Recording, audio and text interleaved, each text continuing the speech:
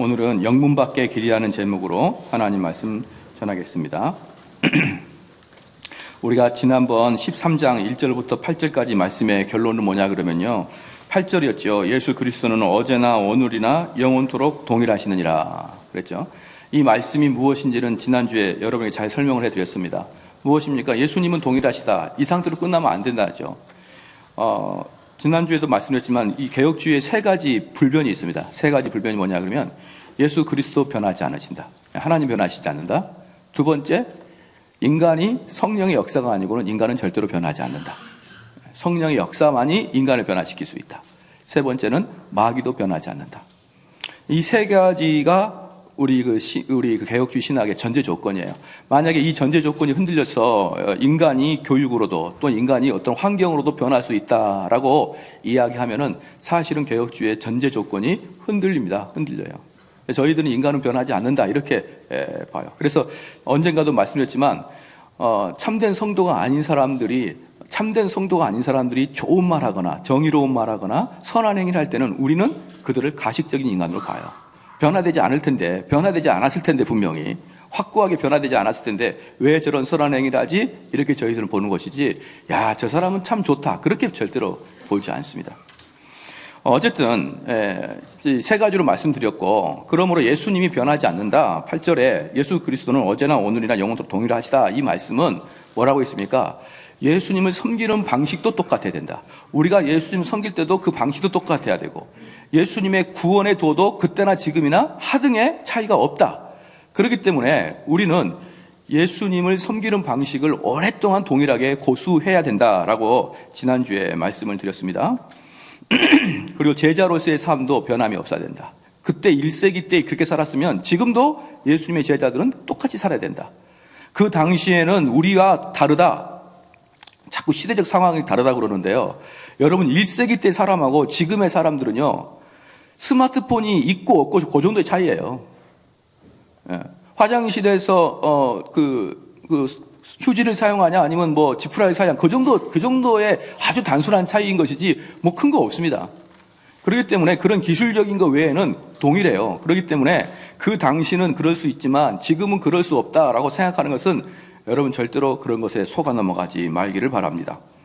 이제 그렇게 말씀을 한 다음에, 히브리 저자가 그렇게 말한 다음에 9절에 여러 가지 다른 교훈에 끌리지 말라 이제 이랬거든요. 이제 그 다음에 이제 히브리서를 이 저자가 마지막 마무리를 하면서 또 다시 마지막 경고를 주시고 이제 마무리를 해요. 그런데 경고를 주실 때 첫 번째가 뭐냐면 뭡니까? 거짓 교훈에 대한 경고를 합니다. 거짓 교훈에 대한 경고. 그래서 9절에 여러 가지 다른 교훈에 끌리지 말라, 즉 거짓 교훈에 대한 경고입니다. 사랑하는 성도 여러분, 영적 성숙한 사람 중에 특징 중에 하나가 뭐냐면 여러 가지 거짓 교리에 정확하게 견고하게 설 수 있는 자들이 영적 성숙한 자예요. 그래서 에베소서 4장 14절 말씀에 이렇게 나와 있죠. 어린아이가 되지 아니하여 사람의 속임수와 간사한 유혹에 빠져 온갖 교훈의 풍조에 밀려 요동하지 말라라고 이렇게 나와 있어요. 바울도 거짓 교리에 대해서, 거짓 교사에 대해서 경고했습니다. 그런데 이 히브리서 저자는 히브리서 독자들 보면서 참 안타까운 마음, 참 어찌 이제 마무리를 해야 되는데 그럼에도 불구하고 많이 안타까운 마음이 뭐냐? 왜 13장 9절에서 처음에 다른 교훈에 대해서 이야기를 했느냐? 이건 이제 앞에 히브리서 5장을 한번 봐볼까요? 히브리서 5장을 보면요, 그 이유가 나옵니다. 그 이유가 나오는데 뭐냐? 11절에, 5장 11절에 멜기세덱에 관하여는 우리가 할 말이 많으나 너희의 듣는 것이 둔함으로 해석하기 어려우니라. 내가 너희들한테 멜기세덱에 대해서는 할 말이 많은데 너희들의 머리가 너무 둔하다, 너무 둔해. 만약에 여러분, 제가 설교할 때 여러분 할 말은 많은데 여러분 머리가 둔해서 제가 할 말이 없습니다, 그럼 어때요? 기분이 매우 나쁘겠는데 바울은 그렇게 얘기를 해요. 너희들에게 할 말은 많으나 너무 둔하구나, 너무 아는 게 없구나. 그 다음에 12절에 때가 오래이므로 너희가 마땅히 선생될 터인데 너희가 다시 하나님의 말씀의 초보가 무엇인지 누구에게 가르침을 받아야 할 것이니 젖이나 먹고 단단한 식물을 못 먹을 자가 되었도다. 너희들이 지금 교회 다니지 몇 년째냐 이 말입니다. 몇 년째냐. 사랑하는 성도 여러분, 왜 이렇게 한국 교회는 그 서점에서는 새신자반이나 새가족반이 그렇게 유행합니까? 저는 중직자 반, 오래된 반, 구시대 반 이런 거 책을 본 적이 없어요. 거의 대부분 새가족 반, 새신자 반이에요. 교회는 성장을 하지 않습니다. 지적 성장이 없는 거예요. 지적 성장이 없어요. 맨날 밑에 것만 되돌아합니다. 그래서 너희들 머리가 뭐라는 겁니까? 너희 머리가 바보다 이 말이에요. 바보다. 그렇죠. 초보다. 그래서 이제 다시 너희들이 남들을 가르침이 마땅한데, 남들한테 가르침이 마땅한데 누구 좀 가르치십시오 그러면 제가 배움이 짧아서. 당신이 30년 교회 다녔어요. 30년. 여러분 그 어떤 무술도 30년만 해봐요. 땅에 발 딛지도 않고 따라다닐 겁니다. 30년 했으면은. 예? 영어학원 30년 다녀보십시오. 미국 가지 않아도 네이티브 스피커랑 잘 할 수 있어요. 똑같이 30년 동안 열심히 공부했으면. 근데 어떻게 된 게 신앙생활 30년에 남 한번 가르쳐보라니까 가르칠 게 없는데요. 제가 미천하고 너무 초보인데요. 그렇게 말하니까 히브리 저자가 뭐랍니까? 도대체 너희가 몇 년 교회를 다녔냐 이 말이에요. 몇 년을. 언제까지 너희들한테 남들을 가르칠 수 있는 능력이 없어야 되느냐 이 말을 하는 것입니다. 13절에 보십시오. 대저 젖을 먹는 자마다 어린 아이니 의의 말씀을 경험하지 못한 자요. 수준이 낮는 거예요. 보면은 참 재밌는 게 육신의 학력은 대졸대학원졸이에요. 대졸대학원졸인데 그들이 갖고 있는 신앙적 지식은 중고등부 이상이 없는 겁니다. 그러니까 육체적 지식이 대졸이면은 대졸다운 신학적 지식이 있어야 되는 거고요. 대학원 졸업은 대학원 졸업다운 신학적 지식이 있어야 되는데 세상적인 지혜는 높은데 교회만 들어오면 이 지식이 뚝 떨어져 버려요. 고등학생이랑 별 차이가 없습니다. 신학에 대해서 논의할 때. 그리고 뭐라고 한다합니까? 신학을 이야기하면 그건 신학자들이나 하고 신학생이나 하는 것이지 우리 평신도한테 뭐하러 가르칩니까? 이렇게 이야기하는 거예요. 왜? 나는 교회에서 오랫도록 뭐 하겠다? 수준 낮은 교육만 받겠다 이거 아니겠습니까? 근데 그런 사람이 어떤 사람인 줄 아십니까? 그런 사람이 어떤 사람이냐 그러면 13절에 뭡니까? 의의 말씀을 경험하지 못한 자예요. 그들은. 이 의의 말씀이 무엇입니까? 칭의입니다. 즉 구원받지 못한 자들이란 말이에요. 구원받을 수 있는 자들은 그렇게 얄팍한 기독교 지식으로 구원받는 거 아닙니다, 여러분. 구원받은 지식은 그렇게 우리가 쉽게 얻어내는 게 아니에요. 구원받은 지식은 여러분이 깊숙이 파고 들어가야 됩니다. 땅 위에 있는 건 만약에 내가 그 금을 채취한 사람이라고 생각해 보십시오. 다이아몬드를 채취한 사람을 생각해 보십시오. 땅 파가지고 호미로 땅 파가지고 금이 나오나요? 모든 좋은 광석은요 깊은 데 있는 겁니다. 깊은 데. 여러분 땅 파봐야 발견할 수 있는 것은 돌밖에 없는 거예요.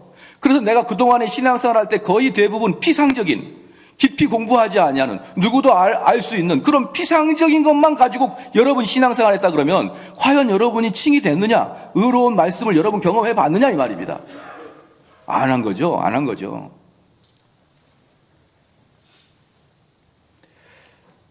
대저 13절에 대저 젖을 먹는 자마다 어린아이니 의의 말씀을 경험하지 못한 자요. 14절에 보십시오. 단단한 식물은 장성한 자의 것이니 저희는 무엇을 사용합니까? 시작. 지각을 사용하라는 것입니다. 지금 한국교회 가장 큰 문제 중에 하나가 뭐냐면 이 말이에요. 야, 신앙은 머리로 하지 말고 가슴으로 하라는 것입니다. 여러분 제가 누누이 말씀드리지만 신앙 머리로 좀 하세요. 머리로. 좀 지식을 사용해서 성경 공부 좀 하시고 성경을 좀 읽고 연구하시고 부탁을 드립니다. 우리 한국 교인들이 신앙을 언제 지식적으로 공부했다고 언제 지식으로 공부했다고 지식적인 신앙 하지 마라 그럽니까? 학교 가가지고 반 애들 꼴뚱한 애한테 야 인생은 공부가 다가 아니다 이 말 할 필요 없잖아요. 인생의 다는 공부가 아니다. 걔는 누구한테 해야 됩니까? 전교 1등한테 하는 거예요. 전교 1등인데 버르장머리가 없어요. 그럼 걔한테 가가지고 야 인생의 다가 공부가 아니야 이렇게 이야기하는 것이죠. 근데 꼴뚱한테 가가지고 야 인생의 다가 공부가 아니다. 그러면 꼴뚱이 뭐라고 그래요? 네 그럴 줄 알았어요. 그럴 거 아니에요. 꼴뚱한테는 매를 패스라도 공부하게 하는 겁니다. 근데 지금 한국 교회의 성도들의 지적 수준은 절대로 높은 게 아니란 말이에요. 절대로 높은 게 아닙니다. 그러면 이 지각을 사용하게 되면 14절에 지각을 사용함으로 연단을 받아. 그러니까 지각을 사용해서 많은 사람들이 뭐라고 하냐면 고통 중에 연단을 당한다고 생각합니다. 여러분 근데 그거보다 본질은 뭐예요? 지각을 사용해야 연단이 되는 것입니다. 뭘 알아야 연단이 되죠.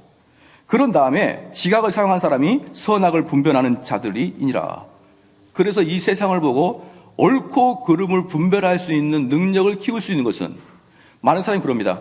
목사님, 저는 영분별의 능력을 받았는데요. 쓸데없는 소리 하지 마십시오. 무슨 영분별의 능력이야. 열심히 성경 공부하면은 누가 옳은지 누가 그른지 금방 압니다. 그게 영분별이죠. 누군가가 설교 말씀을 전할 때, 저것은 알미니안 설교구나. 저건 오직 은혜론적인 칼빈주의 설교구나. 이걸 어떻게 여러분들이 구분해낼 수 있습니까? 이것은 여러 가지 지식적인 것을 연마했을 때, 저것은 참된 복음이고 저건 가짜 복음이다. 이렇게 분별할 수 있는 것이에요. 사랑하는 성도 여러분, 언젠가도 말씀드렸죠. 내 마음속에 하나님을 향한 따뜻한 사랑이 있고, 그분을 향한 애틋한 마음이 있고, 그게 노력으로 됩니까? 그게 노력으로 됩니까? 노력으로 안 되는 게 또 뭐죠? 여러분, 잠 안 들 때 의지력 가지고 한번 주무셔 보십시오. 노력으로 되나 안 되나? 자기 잠자는 거 하나도 자기 의지로 잠을 잘 수 없는 사람이 어떻게 의지로 누군가를 사랑합니까? 사랑은요, 의지로 하는 게 아니라 무엇으로 합니까? 불현듯 떠오르는 것으로 사랑하는 거예요. 할렐루야. 내가 누군가를 사랑할 때 이론적으로 걔를 사랑하는 게 아니잖아요. 제가 키가 170이니까 오케이, 오케이. 그러니까 난 사랑해야지. 아니지 않습니까? 사랑은 뭡니까? 불현듯 나에게 찾아오는 거예요. 불현듯. 근데 어떻게 하나님을 사랑합니까? 하나님은 내 의지로 살아가는 게 아니고, 내 지식으로 살아가는 게 아니고, 오직 성령이 그 마음을 주셔야 하나님을 사랑하는 거예요. 할렐루야. 그러니 하나님을 지식적으로 믿지 말고 하나님을 가슴으로 믿으십시오. 그런 말 하지 마십시오. 가슴으로 믿는 것은 성령이 하시는 일이에요. 우리 사람이 하는 일은 뭡니까? 열심히 지식을 연마하는 겁니다. 열심히 하나님 말씀을 공부하는 것이고, 열심히 하나님 말씀을 내 머리에 가득 담아놓으면 성령께서 내 마음을 휘집어서 그 말씀이 내 가슴으로 내려가신 것은 성령의 역사인 것을 아셔야 되는 것이에요. 그래서 우리는 거짓 교사, 지금 다시 13장, 히브리서 13장 9절로 오시면요. 그러므로 여러 가지 다른 교훈에 끌리지 말라. 이 말씀은 뭐냐? 기본적으로 지적인 신앙을 해서 무엇이 옳고 무엇이 그른지를 분별할 수 있는 수준을 가지고 있어라. 이 말인 것입니다. 그래서 바울은 디모데한테 이렇게 신신당부를 했고, 특별히 말씀을 전하는 이 사역자들은요, 이 말씀을 전하는 저와 같은 사역자들은 항상 성도들 사이에서 이렇게 거짓된 말씀을 들고 나오는 거짓 교사가 있다는 것을 항상 상기시켜줘야 돼요. 왜? 바울이 그랬거든요. 곧바로 내 다음에 누가 올 거다? 거짓 교사가 들어올 거다 그랬거든요. 내가 여기를 떠나는 순간 거짓 교사가 들어올 것이다. 이 그 고민을 바울이 했는데, 지금 바울은 떠난 지가 2000년이 넘었습니다.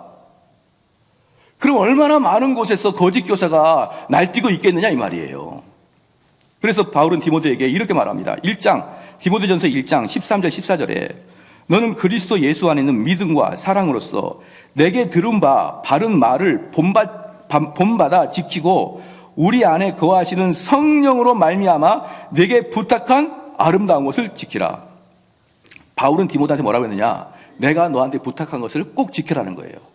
무엇을 첨가하거나 무엇을 빼지 말고 그것을 꼭 지켜야 된다.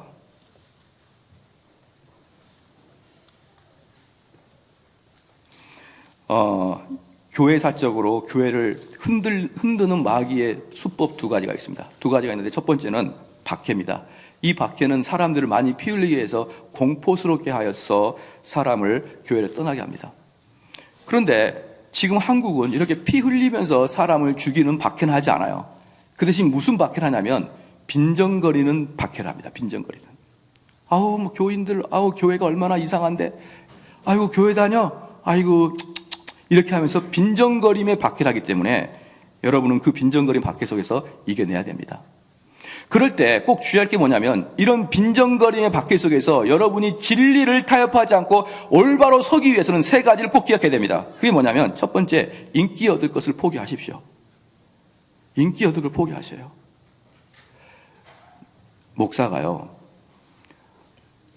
목사는 돈으로 승부하는 게 아닙니다. 목사는 인기로 승부하는 거예요. 인기로. 정확하게 말하면 인기. 사람들이 많이 저를 좋아주면 부흥되는 거 아니에요.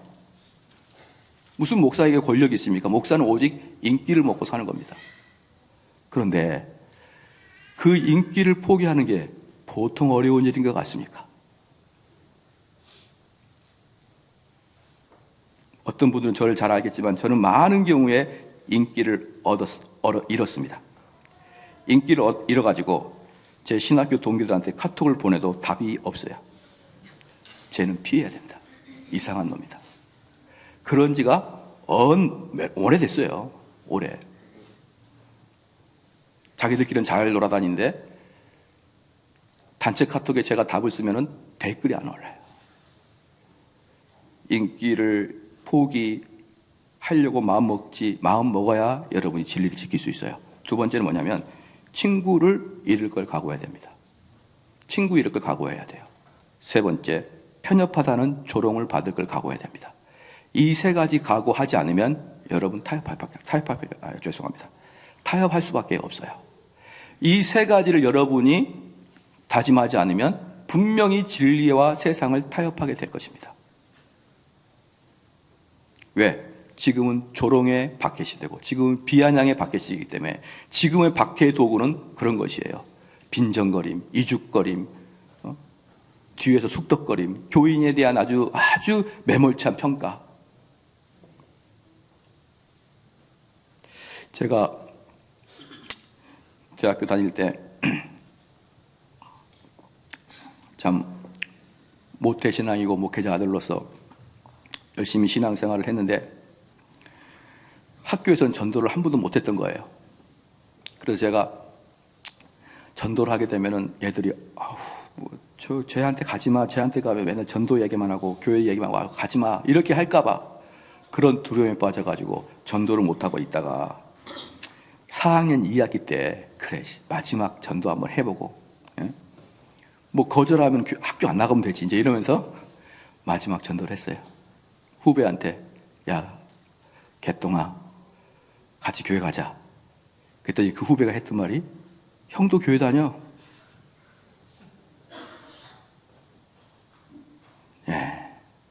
저는 이순신 장군과 똑같았습니다. 나의 죽음을 적에게 알리지 마라.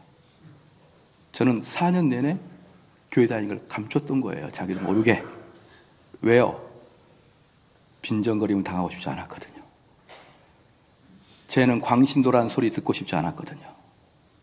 쟤는 그래도 과학도고 스마트한 사람이라는 이야기를 듣고 싶었거든요. 그 열망이 제가 그리스도인 것까지 감추게 되었습니다. 여러분 잘 기억하십시오. 이 현 시대에서 여러분이 진리를 지키기 위해서는 인기부터 얻을 생각하지 마십시오. 그리고 그냥 주신 대로 살아가십시오. 그래야만 진리를 전파할 수 있고 진리를 지켜낼 수가 있는 것입니다. 두 번째는 뭐냐 그러면요, 교회 내부의 활동이에요. 교회 내부의 활동. 첫 번째는 외부적 핍박인데 이 외부적 핍박은 오히려 교회를 부흥시켰지 교회를 흔들지 못했습니다. 그런데 내부적 핍박, 그것은 어떤 걸로 이루어지냐? 거짓 교사로부터 이루어집니다. 거짓과 오류를 조장하고요. 실제 한국교회는 핍박이 없기 때문에 마귀가 얼마나 교회 내부에 거짓 교리사가 들어오기 위해서 힘을 썼을까요? 아까도 처음에도 서두에서 말씀드렸지만 마귀의 수법도요 안 변합니다. 2000년 내내 안 변해요. 마귀가 교회를 허무는 방법 딱 두 가지입니다. 첫 번째 외부적인 박해, 두 번째 교회 내부의 거짓 교사. 이 두 가지로 2000년 내내 기독교를 핍박하고 무너뜨리려 그랬는데 지금의 대한민국은 외부적으로 피 흘리는 핍박을 내려주지 않습니다. 그러므로 다른 말로 마귀가 전적으로 신경 쓰고 있는 것은 교회 내부의 거짓 교사예요. 가짜들입니다. 가짜들. 그래서 여기에 다른 교훈이라 써 있죠. 9절에 다른 교훈이라고 써 있는데 이게 헬라어로는 두 개의 단어로 써 있어요. 두 개의 단어로. 포이킬라이스. 이것은 다양한, 이란 뜻이 다양한. 그 다음에 또 하나는 뭐냐 그러면 낯선, 다른 교훈을 낯선 또는 이방 이걸 나타나는 크세나이스입니다. 크세나이스. 포이킬라이스 또는 크세나이스. 이거 뭐냐면 포이킬라스는 다양한이고 그 다음에 크세나이스는 낯선 거예요. 두 개가 합치 뭡니까? 다양하면서도 낯선 겁니다. 이거 조심하라는 거예요. 이거. 진리를 전하는 자들은요, 아까 뭘 사수하라고 했습니까? 편협한 자라고 조롱받는 거 사수하라고 그랬죠? 무슨 뜻입니까? 여러분 진리를 전하는 순간 다 편협하다고 말을 들을 거예요. 왜? 우린 다양성을 싫어하니까. 근데 현 시대는 다양성이 바이블이죠. 다양성을 강조하잖아요. 거기에서 오직 내가 가르치는 것만이 진리야, 내가 가르치는 게 맞다라고 얘기해 보십시오. 당장 반대를 맞을 거예요. 사람들이 가끔 그래요. 정대훈 목사 틀렸다는 겁니다. 정대훈 틀렸다. 왜 그러냐? 그 대답이 뭐냐? 자기만 옳다 그런다. 정대훈 목사는 틀렸다. 왜? 자기만 옳다 그런다. 제가 말한 것에 대한 틀림에 대한 그 반박을 내는 게 아니고 그냥 나만 옳다고 하는 것이 틀린 거예요. 여러분, 이런 시대에, 다양성의 시대에 여러분이 진리를 전파하는 건 너무나 어려워요. 여러분이 나만 옳다라고 말하는 순간 여러분 자체의 귀를 닫아버릴 겁니다. 그럼 어떤 유혹이 닿느냐? 어떤 유혹이 생기냐? 이 말씀을 그들에게 귀에 전달시켜주기 위해서 다양성을 좀 말해야겠다. 이렇게 생각이 돼요. 왜? 처음부터 귀를 닫아버리면은 아예 복음도 못 들으니까 복음을 듣게 하기 위해서라도 조금 더 넉넉하게, 여유롭게, 둥글게, 폭넓게 이야기하겠다. 이런 마음이 생기거든요. 바로 그게 마귀의 수작입니다. 다양성. 두 번째, 이국, 낯선 것입니다. 크세나이스. 이게 뭐냐면 다른 말로 새로운 것입니다. 새로운 것. 참 이제 재밌는 게 뭐냐면 기독교는 보수적이에요. 기독교는 보수주의입니다. 왜 보수주의냐면 과거에 이미 만들어진 그것을 우리가 지키려고 하기 때문에 보수적이에요. 이미 성경에서 만들어졌고 이미 교리가 만들어졌고 이미 형태들이 완벽하게 만들어졌기 때문에 우리는 이거 변형시키지 말라는 거예요. 새롭게 변형시키지 말라. 무엇을 더하거나 빼거나 하지 말라. 그대로만 좋다. 이게 우리 기독교의 핵심인데 지금 봐보십시오. 뭐 다른 걸 다 떠났어도 우리 가스펠 속만 봐볼까요? 가스펠 속만. 70년대까지만 해도 다 찬송가 불렀어요. 찬송가만. 근데 그때 생각해 보십시오. 할머니도 찬송가 불렀고 아버지도 찬송가 불렀고 손자도 찬송가 불렀습니다. 근데 이게 80년대 들면서 가스펠송이라는 게 들어왔어요. 근데 가스펠송도 그때 많이 들어오지 않았기 때문에 우리 그때 당시에 교회 다니는 사람들은 전부 다 그 노래를 압니다. 어떤 노래입니까? 내게 강 같은 평화. 이거 모르는 사람은 북에서 내려온 사람이에요. 그 다음에 예수 이름으로 승리를 얻는 이거. 예수님 찬양, 예수님 찬양, 예수님 찬양합시다. 예수 이겼네, 예수 이겼네. 이렇게 많이 했잖아요. 그때는 전국에 있는 교인들이 다 알았습니다, 이거. 찬송가가 거의 준하게. 그리고 80년대 중반 넘어오면서 좀 더 신세들이 불렀던 게 뭡니까? 승리는 내 것일세, 승리는 내 것일세, 기뻐하며 함께 캄캄한 인생길로 나 자유 얻었네, 어제 다 제가 준비했었어요, 이거. 다 생각을 거듭거듭 해가지고, 뭔 노래가 있지? 이것만 30분 넘게 제가 준비했습니다. 계속 고민해보고. 내가 그때 뭘 불렀지? 왕왕왕왕 나는 황자다 주님의 나라엔 공공공주 나는 공주다. 이거 다 했잖아요, 우리. 그게 전국교에서 다 했었어요. 그죠? 근데 지금 어때요? CCM이라 그래가지고 도대체 1년이면 몇 곡이 나옵니까? 그들이 이야기한 게 뭐예요? 현대 젊은이들에게는 현대 젊은이에 맞는 노래로 진리는 변하지 않고 겉옷을 바꿔서 현대 젊은이들이 좋아하는 노래로 바꾸자는 거 아니겠습니까? 그럼 어떤 결과가 나타나느냐? 지금 여러분 가정에 있는 중고등학생하고 아빠하고 할아버지가 앉아가지고 가정예배를 드려보십시오. 예배가 되나 안 되나? 복의 근원 강림하사 부를 때 중학생은 귀 파고 앉아있어요. 귀. 뭔 복이야, 복에는. 중고등학생이 부르는 CCM 부르면 할아버지는 깜짝 놀래요. 랩도 하고 이러니까. 그럼 여러분 예배가 되겠습니까? 예배가 되겠나요? AD 70년에 예루살렘이 멸망하고 예루살렘에 있는 이스라엘 사람들이 온 세계로 디아스포라 흩어져 살았습니다. 온 세계로. 어떤 사람은 이탈리아, 어떤 사람은 스페인, 독일, 헝가리, 포르투갈 다 흩어져 살았어요. 그런데 얘네들이 1945년에 팔레스타인에서 독립을 선포했습니다. 그러니까 AD 70년에 흩어 살다가 1945년에 전 세계에 있는 이스라엘 백성들아 다 팔레스타인 모여라. 그러니까 다 뿔뿔이 있던 사람들이 쫙 이스라엘 모였던 것입니다. 그리고 같이 예배를 드렸는데 놀랍게도 찬송가가 똑같아요. 2000년 동안 똑같은 걸 불렀던 거예요. 2000년 동안. 할아버지가 손자한테 전수해주고 손자가 또 그 손자한테 전수해줘가지고 2000년 내내 그 찬송을 불러서 거의 2000년 만에 이스라엘 백성이 다시 뭉쳤는데 설교의 메시지와 찬양이 똑같다는 거 아닙니까? 만약에 우리나라 사람들이 헝가리로 가고 뭐 어디로 가고 독일로 가고 이탈리아로 가고 다 그랬다가 100년 만에 모이면 어떻게 될 것 같아요? 한글도 모를걸요? 한글도? 여러분 이게 보수를 가벼이 보면 안 됩니다. 우리 조상이 성경을 통해서 만들어낸 이 확고부동한 진리를 새 거라고 함부로 만들지 마십시오. 손대지 마십시오. 이게 하나님의 놀라운 뜻입니다. 그래서 지금 다시 13장 9절에 가면 여러 가지 다른 교훈에 끌리지 말라. 이 다른에 대해서 지금 제가 설명했어요. 다양성과 새로운 것을 조심하라는 거예요. 다양성과 새로운 것을 조심하라. 항상 복음은 과거와 현재와 미래가 동일해야 된다. 그러면 여기서 이제 여러분에게 진리와 비진리를 구별하는 법을 좀 잠깐 말씀드리겠습니다. 진리와 비진리 구별하는 법은 제가 분이할 때 계속 강의하기 때문에요. 뭐 많이 안 하겠습니다. 궁금하신 분들은 들어도 되고 인터넷으로 들어도 됩니다. 그런데 이거 하나만큼은 분명히 아셔야 됩니다. 이거 하나만큼 분명히 알아야 돼요. 교회는 진리의 기둥터입니다. 그렇죠?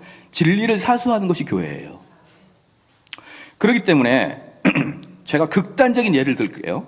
이것은 누차 말씀드리지만 극단적인 예입니다. 태클을 거면 안 돼요. 우리 목사님이 좋아. 우리 목사님이 좋아. 이렇게 말합니다. 왜 좋습니까? 그렇게 말하면 우리 목사님은 청렴해서 좋아. 우리 목사님은 돈에 대한 욕심이 없어서 좋아. 우리 목사님은 재무보고를 철저히 해서 좋아. 우리 목사님은 정의로우셔서 좋아. 우리 목사님은 권위적이지 않아서 좋아. 인자하셔서 좋아. 정직하셔서 좋아. 신념이 굳어서 좋아. 대형화를 추구하는 야망이 없어서 좋아. 이게 현대 교인들이 좋아하는 목사예요. 여러분. 근데 제가 물어보겠습니다. 목사님이 청렴하면, 목사님이 권위적이지 않고 정의로우면, 잘 들어보십시오. 설교를 듣고 있는 여러분에게 가는 유익이 뭡니까? 제가 청렴하고 정직해요. 그럼 여러분에게 가는 유익이 뭡니까? 아무것도 없죠. 천국 가더라도 저 혼자 가지 여러분은 안 가잖아요. 저는 청렴, 결백, 대형화를 추구하지 아니함, 재무보고를 철저히 함, 이런 목사입니다. 그런데 그 설교를 듣고 있는 여러분들은 무슨 유익이 있냐고요? 그것 때문에. 아무 유익이 없잖아요. 예를 들어 이거가 똑같아요. 내가 고등학교 때 내 친구가 전교 1등 했어. 그래서 너는? 아니, 내 친구가 전교 1등 했다고. 그 친구 전교 1등 한 애하고 1학년 때 3학년 때까지 열심히 같이 다녀보십시오. 걔 때문에 여러분이 걔가 가는 대학을 따라갈 수 있는지 못하는지. 왜 그럽니까? 걔는 걔예요. 1등은 1등이고 나는 압니다. 마찬가지로 목사는 목사고 여러분이에요. 근데 현대교회는 이런 것들을 좋은 목사로 봐요. 정말 우습지 않습니까? 그러면은 극단적인 예라고 했죠. 그러면은 어떤 목사가 좋은 목사냐? 정확하게 말씀을 희석시키지 않고 전파하는 게 좋은 목사예요. 바울이 디모데에게 그것을 지켜라, 꼭 지켜라고 말했던 그 희석시키지 않는 복음을 성도들의 눈치를 보지 않고 전하는 게 진짜 좋은 목사라고요. 극단적인 예라고 제가 표현했습니다. 만약에 둘 중에 하나를 고르라 그러면 예라는 목사는 정말 인품은 별로 없는데 정말 말씀을 선명하게 전하고 복음을 복음답게 전합니다. 근데 인격이 좀 속된 말로 안 좋아요. 그냥 얼굴만 보고 있으면 짜증이 납니다. 돈도 많이 밝혀요. 그런 목사가 있고, 하나는 인품이 너무나 훌륭한데 복음이 흐리멍텅하고 좋은 이야기나 해야 되고 설교 말씀은 정확하게 찔러서 전해주는 게 아니라 그저 여기저기서 읽었던 책 몇 가지를 이야기해서 좋은 이야기하고, 여러분 행복하게 사세요, 잘 사세요, 저 여러분을 위해서 항상 기도합니다. 여러분 어떻게 500명 넘는 사람을 매일 기도합니까? 이런 거 잘 모르는데 여러분 사랑합니다 그러고 기도합니다. 그런 좋은 이야기 하는 사람, 청렴하고 이 나라의 정권이 이래야 됩니까? 이러면서 정권을 비판하고 이러한 것들에 대해서 의롭게 보여서 그분들이 인기가 좋을 수 있지만 사실은 까놓고 보면 여러분 거기서 받을 이익 하나도 없어요. 진짜 좋은 목사는 말씀을 희석시키지 않는 자예요. 그래서 여러분이 A와 B를 선택하려고 그러면 이건 극단적인 예라 그랬습니다. A를 선택하는 거예요. A를. 그분이 비록 인격이 좋지 않고 여러 가지 흠집이 있을지라도 그분 앞에 가면 복음을 복음대로 전하니까 내가 그 설교 들으겠다. 저는 지금 한국교회를 보면서 정말 안타깝고 정말로 이건 아닌데 라고 하는 마음이 뭐냐면, 우리나라에 지금 떠오르는 50대, 60대 인기 좋은 목사들 거의 다 정의로운 목사들입니다. 정의롭게 서슬퍼르게 잘못을 외치고 국가의 문제를 지적하고 상태들을 지적합니다. 그들의 설교는 정의롭습니다. 근데 복음은 아니에요. 제가 알죠. 근데 그런 교회 수천 수만 명이 가고 있어요. 저는 정말 그 교회에서 언젠가 저를 초청해 준다면 제가 설교할 때 그렇게 묻겠습니다. 이 목사님 청빈한 거하고 여러분과 뭔 상관입니까? 어떤 마을에 인격은 얼마나 안 좋은지 거짓말만 하고 집에 가면 아내나 두들겨 패고 그러는 학원 선생이 계시는데 그 학원 선생이 놀랍게 쪽집게 선생이에요. 그냥 뭘 나올지 다 알아요. 근데 한 분은 너무나 인격이 좋고 너무나 가정을 사랑하고 가정을 잘 양육하는데 가르치는 게 이게 가르치는 건지 뭔지 잘 몰라요. 그럼 여러분 재수할 때 어디 가겠습니까? 그 사람의 인격이 뭐가 필요 있어요?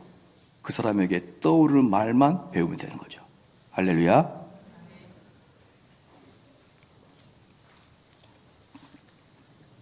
동의가 되기를 주님 축원합니다. 바울이 열심히 복음을 전하니까 유명 인사가 됐습니다. 유명 인사가 됐어요, 바울이.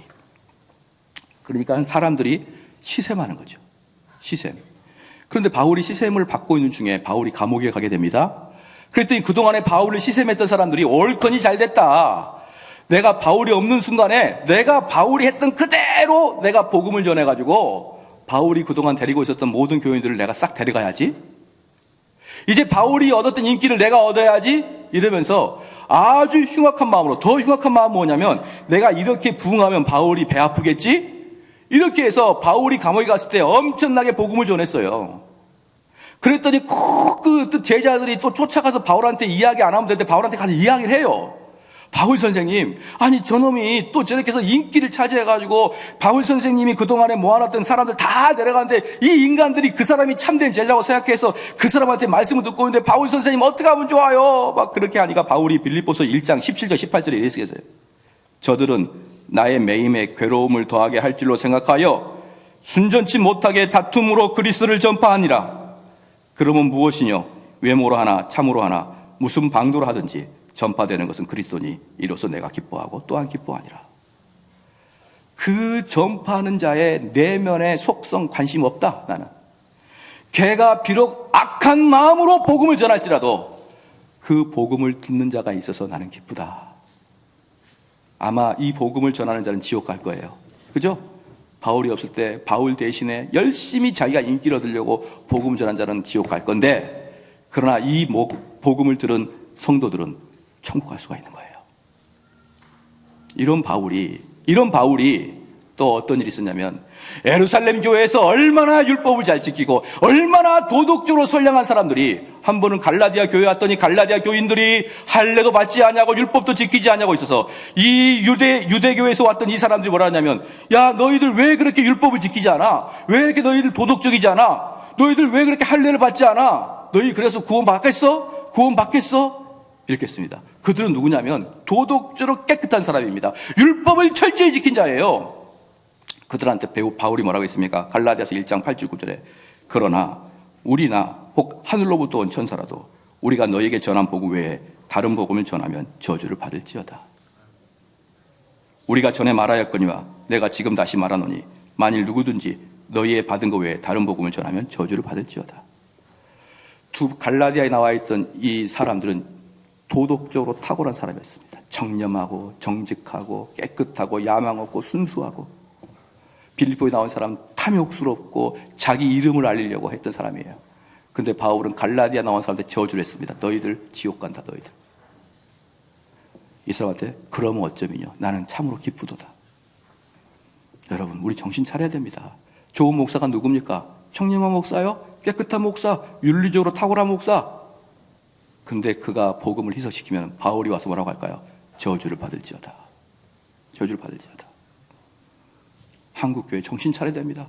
한국교회 랭킹 1, 2, 3위 목사들 전부 다 이래요. 전부 다 정의롭고 전부 다 청렴합니다.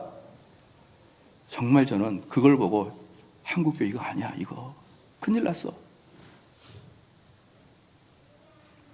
다시 말씀드리지만 이건 극단적인 예예요. 또 끝나면 또 이렇게 질문하는 사람이 있어요. 목사님, 참된 복음을 알면 윤리가 따라오지 않을까요?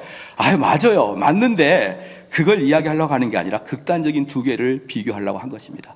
목사를 볼 때 첫 번째 그분의 말씀 봐야 되고, 두 번째 윤리를 보는 거예요. 두 번째. 그런데 우리는 많은 경우에 첫 번째 윤리를 봐요. 목사의 깨끗함, 목사의 청결함. 아니라는 걸 잘 아시겠죠? 그래서 9절에 여러 가지 다른 교훈에 끌리지 말라. 마음은 은혜로서 굳게 함이 아름답고 식물로서 할 것이 아니니 식물로 말미암아 행한 자는 유익을 얻지 못하느니라. 자, 이렇게 말씀하면서 바울이 이렇게 설교를 하니까 성도들의 반응이 이렇게 좀 피드백이 안 오는 거예요. 그죠? 제가 지금 막 이야기해도 여러분이 잘 피드백을 안 해주시잖아요. 뭔가 찝찝하고 뭔가 아닌 것 같은데 아니라고 말하기도 뭐하고, 그래서 바울이 갈라디아서 1장 10절에 이렇게 말해요. 이제 내가 사람들에게 좋게 하랴, 하나님께 좋게 하랴, 사람에게 기쁨을 구하랴. 내가 지금까지 사람의 기쁨을 구하는 것이라면 그리스도 종이 아니니라. 내가 말하는 것은 많은 사람들이 동의하지 못할 것이다. 그러니까 많은 사람들이 얼굴을 찌푸둥하고 내가 이야기해도 너희들이 아멘으로 크게 화답하지 않을 것이다. 그런데 그게 왜 그러냐 그러면 하나님의 말씀은 원래 그렇다. 많은 사람이 기쁨으로 받아들이기가 어려운 게 그 말씀이다. 그래서 딱 바울이 이런 반응이 나올 줄 알고 갈라디아 1장 10절에 나는 너희들이 좋아라고 복음 전하는 게 아니야. 나는 하나님이 전하라고 하는 걸 전하는 것이고, 그것을 너희가 기쁨으로 받아들이면 복이고 도저히 받아들이지 않으면 어쩔 수 없는 것이다. 자, 그 다음에 두 번째는 영혼의 양식입니다. 두 번째는 영혼의 양식이에요. 뭐냐 그럼 방금은 9절 마지막에 보니까, 중간 마지막에 보니까 식물로서 할 것이 아니니 식물로 말미암아 행한 자는 유익을 얻지 못하냐. 이스라엘 백성은 뭐냐면 영혼의 양식에 대해서 어떻게 생각했느냐, 무엇을 먹을까 무엇을 먹지 않을까 철저히 구분했어요. 그들은 무엇을 먹느냐에 따라서 거룩해지기도 하고 무엇을 먹지 않는 것에 따라서 거룩해지기도 합니다. 유대인들은. 그런데 지금 여기서 말하고 있는 게 뭐냐, 그렇게 외적으로 먹고 안 먹고를 따라서 거룩해지거나 타락하거나 그런 거 아니다. 이게요 아무것도 아닌 것 같지만 교회사 역사에서 계속 싸움인데 뭐냐, 엑스 오페레 오페라토입니다. 엑스 오페레 오페라토 뭐냐, 행함으로써 이행된다는 거예요. 행함으로써 이행된다. 무슨 뜻이냐면은 이 교회 예배에 참여하는 것 그 자체, 예배에 참여하는 그 자체가 복되도다는 겁니다. 예배에 참여하는 것 자체가 복되도다. 이게 로마 카톨릭이 하는 얘기예요. 근데 우리 개혁주의는 그렇게 아닙니다. 이 예배에 참여하는 자체가 복된 게 아니라 참여하는 사람 마음의 믿음이 중요하다는 거예요. 그러니까 이 계속 무엇을 먹었을 때 거룩해지고 무엇을 안 먹었을 때 거룩해지고, 그렇죠? 예배에 참석하면 거룩해지고, 내 마음속을 하나도 살피지 않아요. 그냥 내가 행위적으로 무엇을 하면 되고 무엇을 하지 않으면 안 되고. 여러분, 이게 아닙니다. 보십시오. 많은 사람들이 우리 내면에 문제를 하나도 다루지 아니하고 온전히 외형적인 것을 다뤄가지고 사람들의 마음을 변화시키려고 하는 게 얼마나 많습니까? 오직 사람을 변화시킬 수 있는 건 무엇이라겠습니까? 성령을 통해서만 사람이 변화된다 그랬지요. 그런 성령은 무엇을 통해서 역사가 됩니까? 말씀을 통해서 역사가 되는 것이에요. 그러니까 우리의 내면을 변화시키는 것은 성령의 역사가 일어나게 하려면 말씀을 끊임없이 전해야 되는 것입니다. 또 하나 뭐냐? 말씀으로만 우리의 내면을 변화시키려고 해야 되는 거예요. 그런데 지금은 어떻습니까? 또 많은 교회에서 말씀으로만 안 되니까 얼마나 많은 스크린을 사용합니까? 얼마나 많은 감동스러운 그런 영화를 띄워줍니까? 또 얼마나 많은 그 악기들을 동원해가지고 막 드럼이랑 막 동원해가지고 사람들의 마음을 이렇게 흔들흔들 거리게 합니까? 사랑하는 성도 여러분, 우리 개혁신앙은 딱 한마디 합니다. 사람을 변화시키는 것은 하나님 말씀이라고요. 우리는 다른 걸로 마음을 변화시키려고 하지 않아요. 다른 것은 그 예배 중에서 모든 것 중에 설교를 제외한 모든 것은 설교를 받기 위해서 내 마음을 고르고 있는 중인 것이죠. 그것 자체가 말씀의 씨앗이 아니에요. 그런데 너무 많은 교회에서 말씀이 아닌 제2, 제3의 요소로 사람의 마음을 바꾸려고 노력하지 않느냐 이 말이에요. 이것은 방금 말씀드렸던 엑스 오페레 오페라토의 현대적 개념입니다. 그 과거에는 그 미사에 참석하는 것만으로도 그 마음속의 변화와 상관없이 참석하는 것만으로 의의가 있었다 그러면, 지금은 성도들의 내면의 변화를 보지 아니하고 외적으로 여러 가지 서비스와 여러 가지 감동 등을 자아내게 하여서 그들을 변화시키려고 하는 이러한 것들이 많지 않느냐. 여러분, 이런 것들을 조심하시기를 주님으로 축원합니다. 우리의 변화는 오직 말씀이에요. 오직 말씀. 우리 성직자, 우리 목회자의 선할 행위와 도덕적 윤리는 어느 정도까지 해야 되냐 그러면, 이 설교를 여러분이 듣고 저거 거짓말이야, 저런 인격을 가지고 있는 것을 보니까 저 사람 거짓말이야 라고 설교를 귀닫게 하지 않을 정도의 선을 행하는 거예요. 그러므로 이 선함도, 윤리도, 도덕도, 차분함도 모든 것이 말씀을 전파하기 위한 전 단계에 불과합니다. 세 번째입니다. 세 번째. 영문 밖으로입니다. 영문 밖으로. 영문 밖의 길입니다. 10절에 보면요. 우리에게 제단이 있는데 그 위에는 재물은 장막에서 섬기는 자들이 이 제단에서 먹을 권이 없나니. 이스라엘 백성들은 제사를 지내면요, 일정 부분은 그 제사를 집행한 제사장이 가져가거나 먹어요. 그 자리에서 먹거나 집에 가져가거나. 그래서 레위기나 출애굽기 보면 아주 선명하게 무슨 제사를 드릴 때는 소 뒷다리는 제사장이 가져가라 이렇게 나타나 있어요. 그런데 절대로 먹을 수 없는 제사가 있는데, 그게 1년에 한 차례 시간은 이스라엘 전 백성의 죄를 대신하는 대속죄일의 제물은 먹지 못합니다. 대제사장이 그 제물을 먹지 못해요. 그래서 그 대제사장이 어떻게 하냐면 피는 쫙 빼가지고 그 성 안에다가 놔둡니다. 그 성 안에 놔두고 그 피로 사람들한테 뿌리면서 죄를 사해 주시고, 그 나머지 고기 덩어리는 성 밖으로 갑니다. 왜? 너무나 죄가 많이 있으니까. 그 소 안에는 이스라엘 모든 백성의 죄가 누구한테 있는 거예요? 소한테 다 들어가 있으니까. 그 고기는 성 밖으로 끌고 나가서 거기서 완전히 불태워서 죽입니다. 완전히 불태워요. 성 안에 못 들어옵니다. 그렇죠? 지금 10절에 그걸 말하고 있는 거예요. 우리에게 제단이 있는데 그 위에 있는 제물은 장막에서 섬기는 자들이 이 제단에서 먹을 권이 없나니. 11절에 이는 죄를 위한 짐승의 피는 대제사장이 가지고 성소에 들어가고 그 육체는 영문 밖으로 가서 불사름이니라. 그 육체는 영문 밖에서 불살해야 되는데 그 불살은 그 소가 누구냐? 그 제물이 누구냐? 바로 예수님이라는 거예요. 예수님. 그래서 12절에 그러므로 예수도 자기 피로써 백성을 거룩하게 하려고 성문 밖에서 고난을 받으셨느니라. 그러니까 예수님은 이 성 안에 있을 수가 없습니다. 성 밖에 있어야 되는 거예요. 사랑하는 성도 여러분, 이게 뭐냐면 이 성은 세속을 이야기합니다. 이 성은 세속을 이야기해요. 그래서 우리는 이 성 안에서 전통과 진보가 뒤섞여 있는 이 세상의 지식의 사교장에서 어떤 권위를 차지하려고 하거나 사람들에게 거부당하지 않기 위해서 우리가 그리스도인 것을 어느 정도 숨기거나 세속 도시에서 안전한 경제에 머물려고 하는 마음이나 그렇게 마음을 먹는 자들은요, 나는 이 성 안에 있겠다라고 마음 먹는 거예요. 근데 우리는 그리스도를 따르면 이 성 안에 머물 수 없습니다, 여러분. 왜냐? 이 세상 사람들이 우리를 이상하게 여기거든요. 보십시오. 베드로가 오순절에 성령 충만을 받고 기도하자, 설교하자, 또 많은 서도들이 설교하자, 사람들이 했던 이야기 뭡니까? 저들은 세술에 취했다. 그래서 세술에 취했다. 세술에 취했다. 이게 무슨 말이냐면요, 술 취함의 특징이 있습니다. 술 취함의 특징은 무모하고요, 무모합니다. 열심히 있고 좀 더 말해서 헛짓을 합니다. 헛짓을.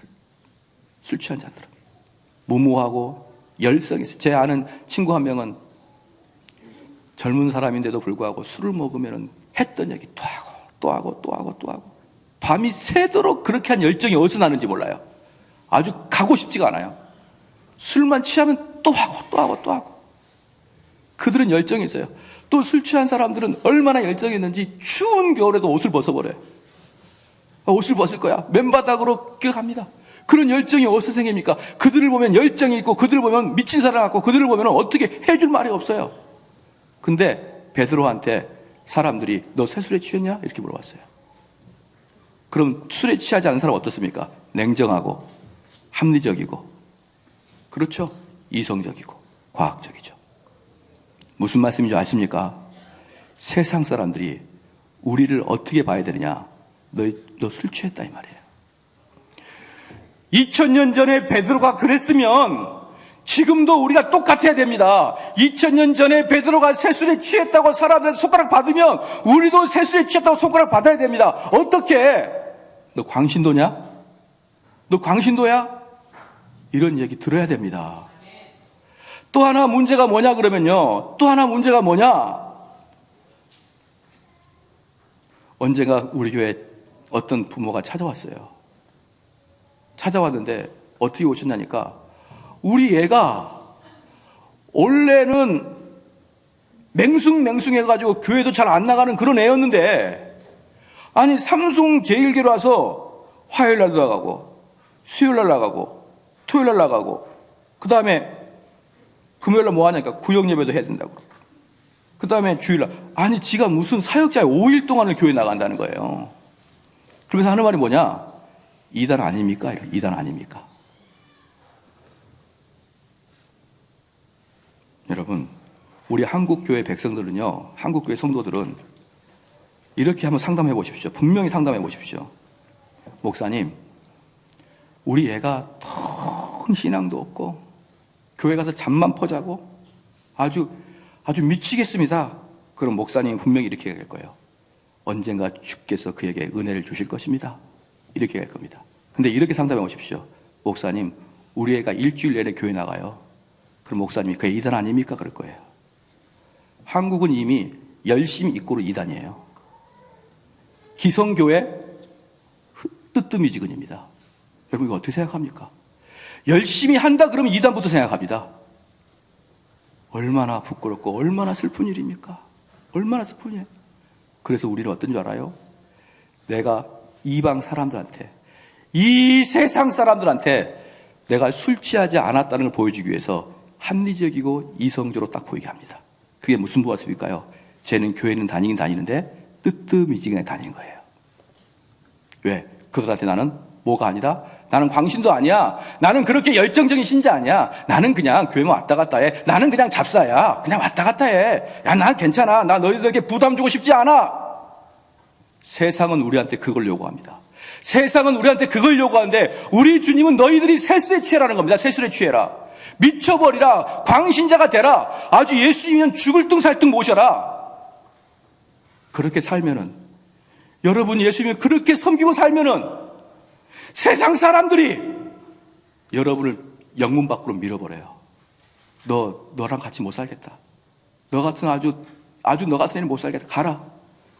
그래서 우리는요, 영문 밖으로 갈 수밖에 없는 거예요. 근데 나는 세상에서 칭찬받고 싶고 안정되고 싶고 유명해지고 사람들한테 스마트하다는 소리 듣고 싶고 사람한테 이성적이라는 소리 듣고 싶어서 짐짓 자기가 예수님께 완전히 미쳤다는 것을 딱 가장합니다. 미치지 않았다는 거예요. 나 이성적이라는 거예요.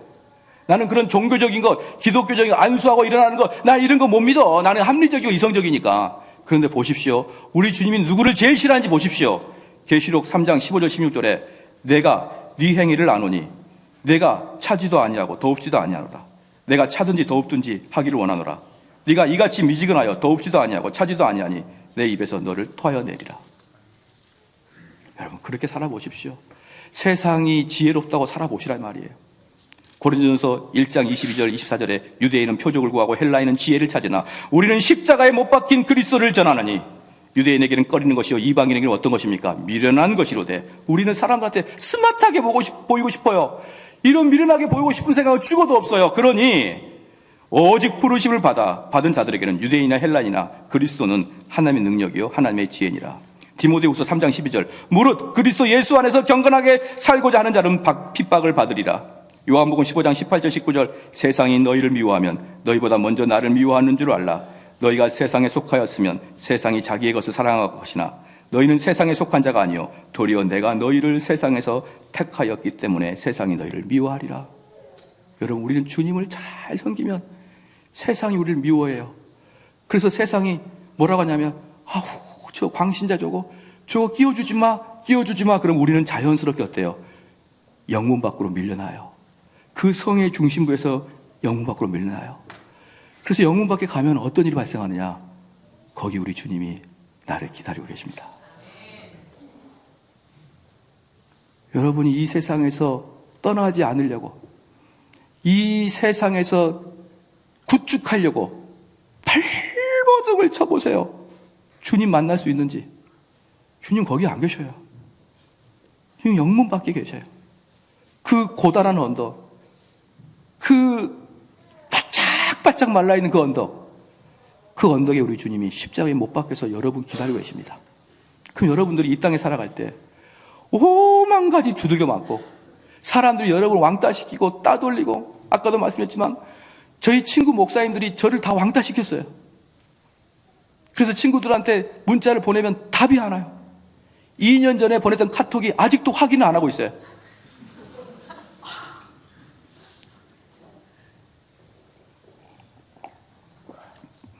때로는 혼자 앉아서 내가 진짜 미친 거 아니냐 이거? 내가 이거 제대로 된 거냐? 이런 착각이 일어날 만큼이나 여러분 외롭고 괴롭습니다. 그렇게 해서 진탕 두들겨 맞고 영문 밖으로 빠져나가서 주님 만나면 주님이 뭐라고 한 줄 아십니까? 길동이 왔냐? 수고하고 무거운 길동아 나에게 와라. 내가 너를 쉬게 하리라.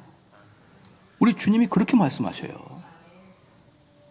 그래서 오늘 본문 말씀에 13절에 뭐라 했습니까? 13절에 그런즉 우리는 그 능력을 지고 영문 밖으로 그에게 나아가자. 그 능력을 받고 그에게 나아가자. 14절에 우리가 여기는 영구한 도성이 없고, 여기는 영구한 도성이 없다. 여기 세상 사람들의 칭찬 듣고 세상 사람들의 합리적이라는 소리 듣고 그렇게 사는 너희들 영원한 도성 없다. 오직 장차 올 곳을 찾아 나가자. 우리 히브리 저자가 마지막에 이렇게 딱 우리한테 경고를 해주는 거예요. 경고를 해줘. 너희들 최소한 한 번은 미친놈이라는 소리 들어야 된다. 광신자라는 소리 들어야 된다. 네가 완전히 예수한테 빠졌구나. 이런 소리는 들어야 된다. 우리 한번 이 말씀을 생각하고 같이 기도하시겠습니다. 우리 기도할 때 우리의 신앙생활을 한번 생각해 보십시오. 계시록 말씀처럼 차지도 덮지도 않고 그냥 한 발만 딱 걸쳐놔요. 그렇게 해서 다른 사람들한테 핍박받지 않으려고 하는 그런 성향들 있지 않느냐 이 말이에요. 내가 다시 영문 밖에 나가서 우리 주님 만나기를 원합니다. 다시 한번 기도하시겠습니다.